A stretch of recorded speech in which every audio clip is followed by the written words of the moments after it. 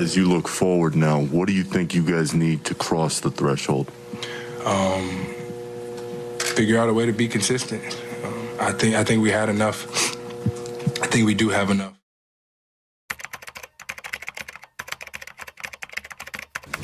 I don't think I could love a Miami Heat team more than I love this one right now. This Heat team going into this conference finals was given a 3% chance from the jump to even win it. And I think even while we went up 3-0, I think we only had as much of a 50% chance of winning it. And then dropping 3 games straight to let this Boston team back into it, it looked like the Miami was beyond the wrong side of history. Nobody was going to care about the fact that Miami was an 8th seed, how injured they are. Jimmy Butler probably playing on one bad ankle, Bam dealing with a hamstring and shoulder all playoffs long, losing game in game 5. Nobody's going to care about all that. All they're going to care about was that number, blowing a 3-0 lead. And this series, let's just say, it turned out exactly the way it should have. Let's talk about it. The way this series started is exactly why the Celtics lost this series this season. All offense with no absolute defense at all to fall back on, even if your offense isn't clicking. To start at this game, the Miami Heat were relying heavily on Jimmy Butler, 15 points in this first quarter in game 1, and absolutely taking the Celtics. And while the Celtics took a 2-point lead, Miami in the second quarter went down by a good little margin there, nearly double digits. But you can thank Kyle Lowry for keeping this game from getting absolutely out of hand. 13 points, 5 of 7 shooting, 3 for 3 from 3 in that second quarter, and playing all 12 minutes to give us at least some side of cushion so that we're not in an absolutely awful hole going into the second half. This was the best quarter of basketball he played this entire series, and we got it exactly when we needed it. Timely buckets, timely plays. And that third quarter was an absolute disaster for the Boston Celtics. Miami came out and gave him nothing but punches. Jimmy Butler, Max Strus going off, absolutely going crazy. Jimmy Butler getting the free throw line a couple of times, 3 for 5 shooting. Max Strus hitting 3 threes. You're getting 9 points from Bam Adebayo, 4 of 6 shooting. Kevin Love hitting transition threes. It was an absolute offensive masterclass and the best offensive quarter the Miami Heat had all series long. And then outscoring them by nearly 20 with no timeouts from Joe Mazzulla going into the fourth quarter. Miami Heat were able to at least keep their foot on the gas, ending the series with Jimmy Butler taking over in the fourth quarter, hitting a couple clutch shots to put this game away, giving the Miami Heat a 1-0 lead going to game 2. Game 2 had a little bit of a different script. While both teams came out struggling on the offensive end, that first quarter being absolutely awful, Boston only shooting 41% and Miami shooting 35% from the field. Again, they only had a 1-point lead going into the second quarter, but Boston looked like they were able to pull away, having close to a double-digit lead going into that second quarter. But Caleb Martin, who was Miami's hero this entire series, and it started here with 12 points and 5 of 7 shooting and 2 for 4 from 3 in that second quarter to at least keep this game in certain points, where Boston, even though they went on a run in the third quarter, which they did, Miami was still within a reasonable distance to put them away. And in that third quarter, Boston came out absolutely swinging. Jason Tatum was no longer indecisive. He was going straight at the rim, giving Miami everything they can handle. Jaylen Brown was getting whatever he wanted. It was an absolute masterclass of an offensive performance. Even Marcus Smart, while the game 1, he had an absolute amazing passing performance. This game, he was taking a little bit of a back seat and letting the other guys do what they needed to. And it looked like that's what the Boston Celtics needed. But that fourth quarter was the worst thing that could have happened. Grant Williams, I don't know what the hell you were thinking getting in Jimmy's face. But again, this is part of the reason why you're probably one of the only Celtics players I actually respect. You're the only guy that showed a little bit of fight in that series, getting in Jimmy's face, but that activated playoff Jimmy. And Jimmy went ahead and scored 12 points in that fourth quarter, putting the Boston Celtics away, taking a 2-0 series lead, taking both games on Boston's home floor, stunning the Celtics and their fans. And boy, in game 3, it was a absolute massacre. It really wasn't much of a game past the first quarter. They went down by 8, and you thought Boston would find some way to get this done. They wouldn't play like this for the entire game. No, it looked like they gave up already. Jason Tatum only had 14 points this game. Jaylen Brown only had 12. They waved the white flag, I think, just a couple minutes into the fourth quarter. Absolute horrific shooting performance, 11-42 from 3 on the Miami Heat's end. Oh my God. Gabe Vincent, 29 points, 11 of 14 shooting, 6 for 9 from 3. Duncan Robinson, 7-11, 5 of 7 from 3, 22 points. Caleb Martin, another masterclass, 18 points, 7-11 shooting, 4 of 7 from 3. Jimmy Butler and Bam Adebayo didn't even have to play above 32 minutes tonight. Bam Adebayo barely played 25. Both of them had one of their worst offensive games in this series. 5 of 13 shooting for Jimmy, and Bam was only 4 for 5, but only had 3 rebounds. And again, they were plus 24 and plus 30 in this game. An absolute destruction by the Heat role players, an absolute collapse by the Boston Celtics entirely as a team. But this is where you give a little respect to the Boston Celtics in Game 4. In a game where it looked like they completely gave up, a game where it looked like they didn't have it anymore to fight in this series, they came out and they kept it close in Game 4. They kept it close up until that third quarter, where they absolutely exploded. The Miami Heat had a 9-point lead in the third quarter.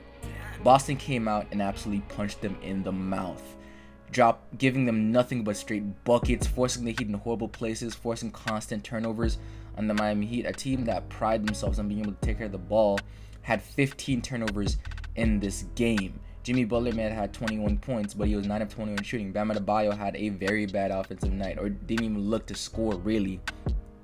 And overall, the only guy on the Heat bench that really able to give them any offense was Caleb Martin, again, who constantly was the unsung hero for this team. Boston was able to take this game without very much trouble in the second half, 116-99, going back to Boston Garden. In a game 5, that they definitely looked like they were not going to lose on their own home court. Like I said, they were going to lose that on their own home court, and they didn't. Boston came out and they gave Miami the business from the jump. Miami didn't even have a chance of even doing anything in this game. I'm talking about, like, this was an absolute, like, rolling of this Heat team. Boston came out with a 15-point lead in the first quarter and extended the lead going into the second half to 17. And while Miami tried to fight back a little bit in the third, Boston again extended the lead to 18 in the third quarter, giving Miami everything they could ask for. Jason Tatum only had to score 21 points and was 8 of 16 shooting. Derek White turned into prime Ray Allen, 6 of 8 from 3. Jaylen Brown was absolutely dismantling this Heat team. He only had 1 turnover, which is surprising considering what happened later in the series. And Marcus Smart, again, was giving them everything they needed. 7 of 12 from the field and 4 of 6 from 3. And again, the Boston Celtics absolutely destroying the Heat, getting constant offensive putbacks and destroying this Miami Heat team on the route to a Game 6 on Miami Heat home floor. Game 6 of the series was an absolute gut-wrenching, heart-pumping experience for any single Miami Heat or Boston Celtics fan. This series was in the balance. Miami, it looked like if they went back to Boston Garden, they were not going to be able to win this series. And Boston Celtics realized that tonight they needed to play to their absolute best to get this series. And they really didn't need to. Bam Adebayo and Jimmy Butler were absolutely awful. A combined 9 for 37 in this game. And in that fourth quarter, Jimmy Butler may have came alive to try and help the Miami Heat actually win this series, going 3 for 5, 1 for 1 from 3, and 8 for 10 from the free throw line, and giving the Heat a 1-point lead. One of the worst things ever happened in those last couple seconds. It's off to Smart for the 7th game. From there, been tipped in. Ripped out like it did on that putback by Derek White. Genuinely, it just felt awful. And after the game, there was a lot of conspiracy going on whether or not the clock should have had that much time added to it because he only got it in at 0.1 seconds left, or whether or not it was Max Strus's fault that happened, or some of the foul calls down the stretch of the game because some of them were a little bit iffy. There was a lot of things going on, but nobody cared about that. The Miami Heat played with their food for the last 3 games and deserved to be here. But in that post-game press conference, Jimmy Butler and Coach Spo said 2 very things that instilled confidence in every single Heat fan into this team. Coach Spo specifically said, this team wishes they could get this started again right now. They don't know what they're going to do in the next 48 hours, but they're going to go up there and get one done. Bam Adebayo, how do you come back from this? You go up into Boston, you get you one. Jimmy Butler, you're going to get this test over and over again until you pass it. I keep telling y'all. And what did they do in Game 7 was absolutely incredible. Boston was on the cusp of making history. Everything could go right for this series. You were the higher seed, you were the more talented team. A player that was giving you absolute fits in Gabe Vincent was able to go out in Game 5 Comeback game 6 didn't look completely like himself. You got a horrible game from Bam Adebayo and Jimmy Butler, and an amazing tip-in game 6 to force game 7. Everything for this series to absolutely turn was happening, and yet the Miami Heat didn't give a damn about any of that.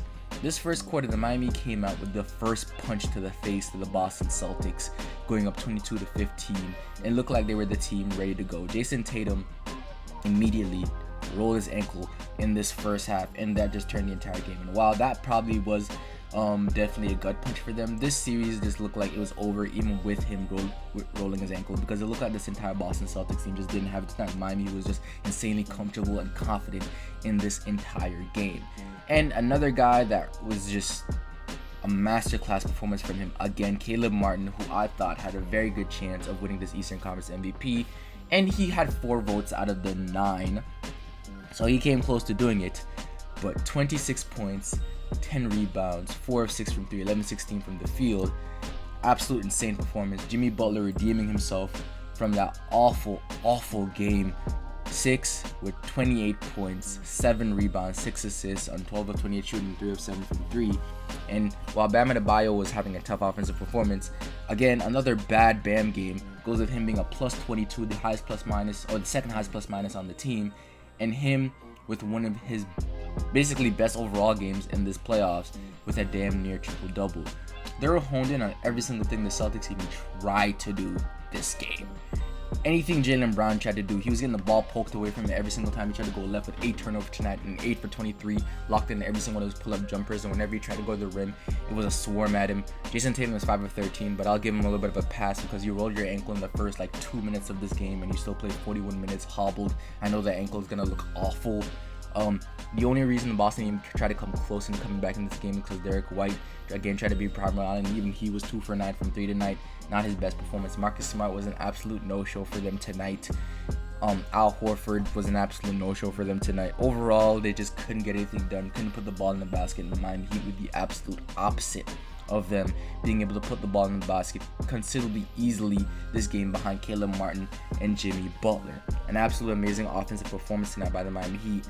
And even though a team that was good at keeping control of the ball and not having too many turnovers, they had 12 tonight, which isn't crazy bad, but is also not that great. But they did more than enough to take this series away. And they came out on the right side of history, being one of the first 8 seeds to make an NBA Finals, being the first play-in teams to make one. I think they're the only true 8 seed to ever make an NBA Finals, considering that the other one was, in a lockout season with 50 games in it. But I couldn't love this team more, man. Jimmy Butler having absolute masterclass performances earlier in this series. Caleb Martin being overall the most consistent player in the Miami Heat. Bam consistently having dominant defensive performance after dominant defensive performance. Haywood Highsmith, in the small couple burns he's had in this series, was absolutely masterful on the defensive end for this team. Duncan Robinson just completely reshaping all the conversation around his contract and his name, showing his value, and finally back as the easy money sniper we all know him as, with a considerably higher role. Gabe Vincent earned himself some money this series. Max Strus, while he didn't have the best series, he was consistent, and he consistently gave us buckets when we needed it, when the offense was sometimes sputtering. Overall, just an amazing series, an amazing game of the Miami Heat. And for the Boston Celtics, this is why it's hard for teams to come back 3-0. Everything has to go right for you, even when you're the more talented team. And I think this is the best chance any team has ever had, and they could even do it this season. Right now, you're going to have to supermax Jaylen Brown, or else you're going to tank your franchise, which is hilarious for me. But I do think that that's probably the best option for you. You hope that Jason Tatum is able to get better, get it back to the basket game, so he doesn't have to rely on ISOs and dribbling the ball as much. You hope Jaylen Brown's able to, at least not get 8 turnovers and not learn how to dribble the ball and go left and work on his ball security. But overall, I don't think you tank this roster, because this is the best chance you're going to get at probably getting a championship roster ever. With that being said, this is FLB. Can't wait for the NBA Finals. I'll probably try to get an overall video of what this Heat team, what they have to go through this season to get to here. But if I'm not able to get that out before the NBA Finals start, my apologies. I'll try to get it out after we win this freaking ring, because everybody else is already doubting us and doubting Bam and Jimmy and what we've been able to do this entire playoffs. But that being said, this is FLB. That's my time, and I am out.